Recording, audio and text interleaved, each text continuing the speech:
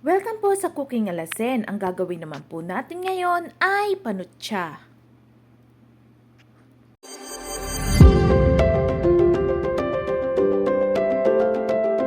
Bumili lang ho ako ng peanut sa grocery, yung walang balat.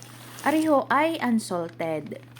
Atin lang ho aring dudurugin, pero hindi naman ho gaanong pino, yung mababasag lang ho siya ng kaunti. Yung parang ganito ho yung kanyang pagkadurog.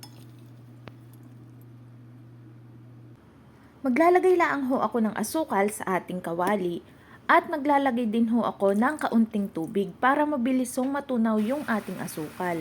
At hahayaan lang ho natin aring kumulo hanggang sa maging amber yung kanyang kulay. Dapat ho yung apoy ay nasa low heat laang. At kapag kagarinin na ho yung kanyang kulay, ay ilalagay na ho natin ang ating dinurog na mani. At hahaluin laang ho natin aring maigi hanggang sa makot na ang ating mani ng ating asukal.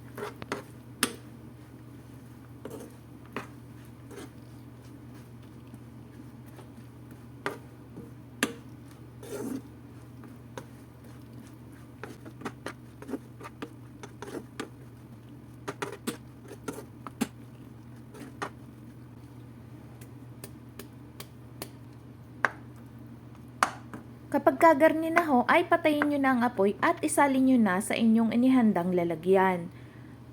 Ang inyong gagamiting lalagyan ay lalahidan nyo muna ho ng oil para hindi ho didikit yung ating panutsa.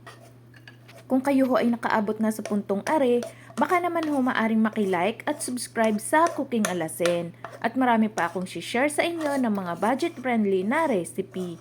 Mura na, masarap pa. Atin laang ho aring palalaparin at hihintayin laang ho nating lumamig hanggang sa tumigas na yung ating panutsa. Maaari nyo din ho aring gawing pangnegosyo dahil maliit lang ho ang kapital na re at napakadali pang gawin.